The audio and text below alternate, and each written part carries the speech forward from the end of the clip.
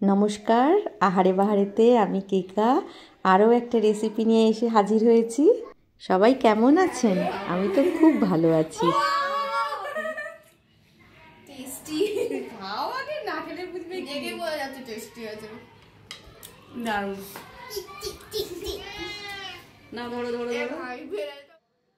যা ঠান্ডা পড়েছে বাবা, আর এই ঠান্ডার মধ্যে যদি একটু গরম গরম মোমো হয় তাহলে কি দারুণ বলুন, একদম জমে যায়।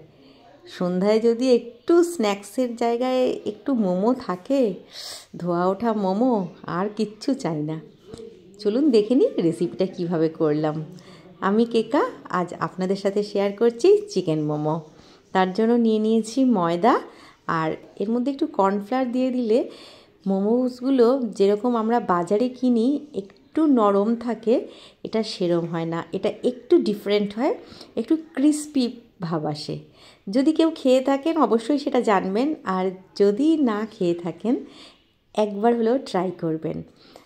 ময়দাটার মধ্যে সামান্য একটু তেল দিয়েছি, তেলের পরিমাণ না দিলেও চলে, তাও তেলটা দিলে সারফেসটা খুব ভালো আসে, মানে টেক্সচারটা খুব ভালো আসে মোমোর গাটা, স্কিনটা, তার জন্য দিয়েছি। আর সামান্য নুন দিয়ে একটু শক্ত করে মেখেছি।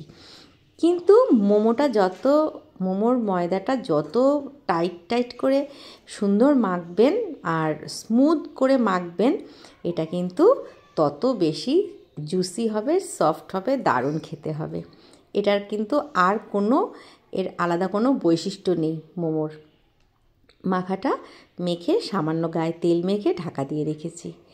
এদিকে আমি একটু ধনেপাতার গোড়াগুলোকে কেটে কিছুটা ধনেপাতা কুচিয়ে নিচ্ছি, আর নিয়ে নিচ্ছি কাঁচা লঙ্কা, বেশ 8 থেকে 10টা মতন কাঁচা লঙ্কা নিয়ে নিয়েছি, আর নিয়ে নিয়েছি 2টো বড় বড় টমেটো। এগুলোকে সব কিছু একটু কেটে নেব। আর এই রসুনও নিয়ে নিয়েছি, বেশ 4-5 টুকরো রসুনকে কুচি করে কেটে আর একটু চেপে স্ম্যাশ করে নিচ্ছি, আর লঙ্কাগুলোর বোটাগুলোকে ছাড়িয়ে নিচ্ছি। এগুলো দিয়ে একটা চাটনি বানাবো। আর দেখুন আমি কিভাবে করছি। এই যে এর মধ্যেও কিন্তু আমি সামান্য 2-3 কোয়া রসুন এর মধ্যেও দিয়েছি, আর যেটা কুচিয়ে করে নিলাম সেটাও কিন্তু আলাদা রেখেছি। আর একটু মাঝে চা খেয়ে নিচ্ছি, যা ঠান্ডা পড়েছে, একটু চা খাচ্ছি আর মোমোর জন্য একটা চাটনি বানাচ্ছি। টমেটোগুলোকে দুভাগে ভাগ করে নিয়েছি, তাহলে একদিকে শুধু টমেটো, কাঁচা লঙ্কা, রসুন, আর আরেকদিকে ধনেপাতা, রসুন রেখেছি। একটা বাটির মধ্যে সামান্য জল দিয়ে দিয়েছি, তার মধ্যে কাঁচা লঙ্কা, 2-3 টুকরো রসুন আমি দিয়ে দিয়েছি। এর মধ্যে দিয়ে দিচ্ছি সামান্য পরিমাণে নুন, আর দিয়ে দিচ্ছি এখানে শুকনো লঙ্কা। এই চাটনিটা একটু ঝাল হলে ভালো লাগে, তবে এই শুকনো লঙ্কার থেকে যদি একটু কাশ্মীরি রেড চিলির যে লঙ্কাগুলো থাকে সেটা দিতে পারেন, তাহলে কিন্তু রঙটা দারুণ আসে। এখানে ছিল না, আমি শুধু ঝালের জন্য ঝাল লঙ্কাই দিয়েছি। দিয়ে দিচ্ছি কিছুটা ধনেপাতা, বেশ কিছুটা ধনেপাতা দিয়েছি, দিয়ে একসাথে এগুলোকে বয়েল করে নিচ্ছি। আর সামান্য একটু 1/2 চামচের থেকে একটু বেশি চিনিও দিয়েছি। আর অপর দিকে একটা প্যানের মধ্যে বেশ অনেকটা পরিমাণে সাদা তেল দিয়ে দিয়েছি।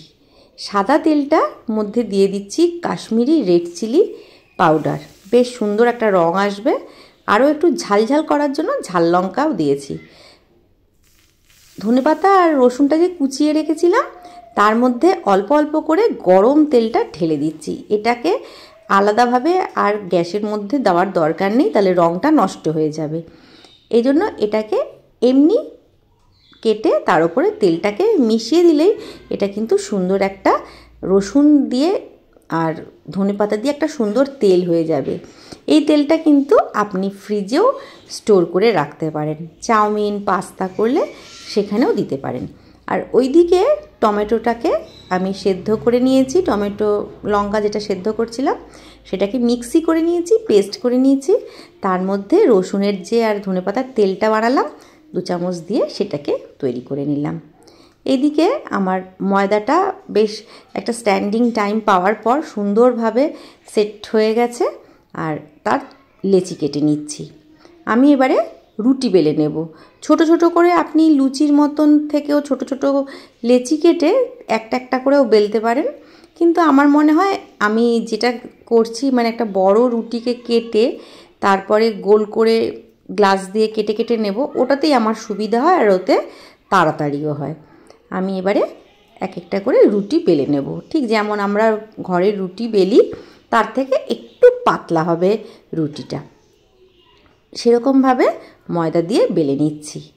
এই ময়দাটার মধ্যে আমি যে একটু কর্নফ্লাওয়ার দিয়েছি, এতে কিন্তু দোকানের চেয়ে এটা খেয়ে দেখবেন এটা অনেক বেশি টেস্টি হয়। এটার মধ্যে একটা ক্রিস্পি ভাব আসে, খেতেও কিন্তু খুব জুসি হয়। একবার ট্রাই করে দেখবেন, দেখবেন খুব ভালো খাবেন। এবারে রুটির মতন ভালো করে গোল করে বড় করে বেলে নিচ্ছি আমি। আমার রেসিপিস যদি আপনাদের ভালো লাগে লাইক শেয়ার কমেন্টস করতে ভুলবেন না। আর আপনি যদি আমার চ্যানেলের নতুন বন্ধু হন তাহলে চ্যানেলটিকে সাবস্ক্রাইব করে আমার পাশে থাকবেন, পাশে থাকা বেল আইকন প্রেস করে তার অল নোটিফিকেশানটি অন করে দেবেন। এই মোমো খেতে ছোট বড় আমরা কিন্তু সবাই ভালোবাসি, আর বাচ্চাদের তো খুব প্রিয়, চিকেন মোমো খুব ভালোবাসে। রুটিগুলোকে কিন্তু বেশ পাতলা করে আমি বেলে নিচ্ছি। খুব পাতলা করারও একদম ফিনফিনে পাতলা করারও দরকার নেই, মোটামুটি একটু পাতলা হলেই হবে। এবার সুন্দর লুচির মতন গোল গোল শেপের লুচির মতন হয়ে গেছে। আর এর মধ্যে এবারে আমার স্টাফিংটা ভরতে হবে, যেটা কিনা সব থেকে বিরক্তিকর একটা পার্ট মোমো বানানোর, কিন্তু সেটাই করতে হবে। আর আমি না এখানে চিকেনের স্টাফিংটা বানিয়েই রেখেছিলাম। চিকেনের স্টাফিংটা আপনি আপনার পছন্দ অনুযায়ী করে নেবেন, তবে চিকেন করলে একটু যদি চিকেন করেন তাহলে সেটা একটু বোনলেস চিকেন করবেন, খুব ভালো হয়।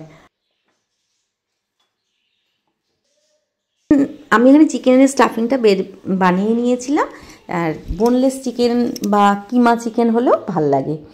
আর দেখুন আমি এখানে কিছুই না, জাস্ট একদম কুচি যেরকম দেই শাড়ির কুচি সেরকমভাবে ভাজ করে নেবেন। আমি যদিও খুব একটা সেরকম ভালো পারি না, যা পেরেছি সেটাই করেছি। তবে যদি আপনার খুব সুন্দর শেখার ইচ্ছা থাকে তাহলে ইউটিউবে অনেক কিন্তু ডিজাইন শেখানো যায়, শেখানোর অনেক ভিডিও আছে, সেগুলো দেখে আপনার পছন্দ অনুযায়ী একটা করে নেবেন। আমার কাছে এই ডিজাইনটা খারাপ লাগে না, তাই আমি করে নিচ্ছি, এরকমভাবে করে নিচ্ছি। জাস্ট মুখটাকে আটকিয়ে দিচ্ছি আর একটা দিক সমান্তরাল রেখে আর একটা দিক শাড়ির কুচির মতন যতটা পারছি ভাঁজ করে দিচ্ছি। আর এরকম করে ভাঁজ করে নিলে খুব সুন্দর কিন্তু একটা ব্যাগের মতন শেপ এসেছে, আর সেরকমভাবেই আমি করে নিয়েছি। আরেকটা করছি, এটা কিন্তু করা খুব সহজ। এদিকে পুরো দুটো মুখই আমি বন্ধ করে দিচ্ছি, যেমন আমরা পুলি পিঠে বানাই, আর দিয়ে অপোজিট করে ধরে জাস্ট একটার ওপরে একটা অংশ লাগিয়ে দিচ্ছি। তাহলেই কিন্তু বেশ শামুকের মতন এই ডিজাইনটাও কিন্তু খুব ভালো লাগে। দেখুন কি ভালো লাগছে।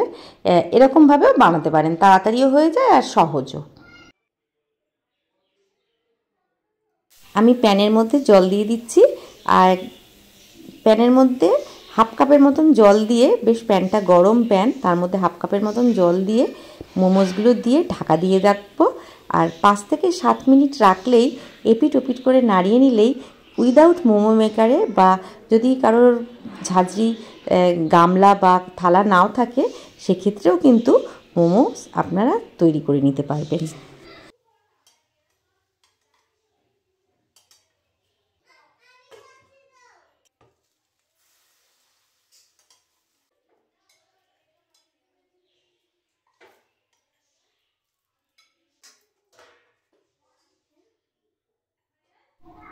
এখানে আমি যখন এই থালাটার মধ্যে বসিয়েছিলাম মোমোগুলো, তখন আমি কিন্তু থালাটার মধ্যে একটু তেল মাখিয়ে দিয়েছিলাম আর স্টিম করতে দিয়েছি। আর বেশ এপিট ওপিট করে উল্টিয়ে 5 থেকে 7 মিনিট রাখলেই কিন্তু মোমোটা তৈরি হয়ে যায়।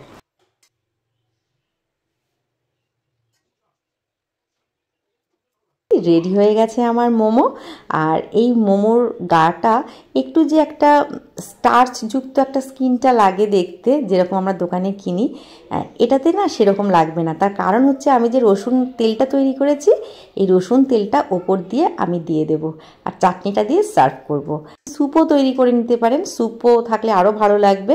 তা আমি আর স্যুপ দেইনি, এটা এরমভাবে তৈরি করেই সার্ভ করেছিলাম, অপূর্ব খেতে হয়েছিল। একবার হলেও কিন্তু বাড়িতে এটা ট্রাই করবেন, দেখবেন এটা দোকানের থেকে আপনি অনেক ডিফারেন্ট এবং অনেক সুস্বাদুভাবে আপনি খেতে পারবেন। আর আপনি আপনার নিজের তারিফ করবেন, যে আপনি নিজেই অবাক হয়ে যাবেন যে এটা এত ভালো হবে খেতে, আপনার নিজেরই খুব ভালো লাগবে। তাহলে আজকের মতন এই পর্যন্তই, আবার দেখা হবে নতুন ভিডিও নতুন রেসিপির সাথে। সবাই সুস্থ থাকবেন, ভালো থাকবেন, আবার দেখা হবে নতুন রেসিপির সাথে। তখন ভালো খান, সুস্থ থাকুন, শুভ চিন্তা করুন। নমস্কার, ধন্যবাদ, সবাই ভালো থাকবেন, সুস্থ থাকবেন। আর দেখুন এই বাটিটা তৈরি করেছে, মানে ক্রাফটের কাজ করেছে আমার মেয়ে, নিজে হাতে বানিয়েছে, এটা ওয়াশেবল কিন্তু।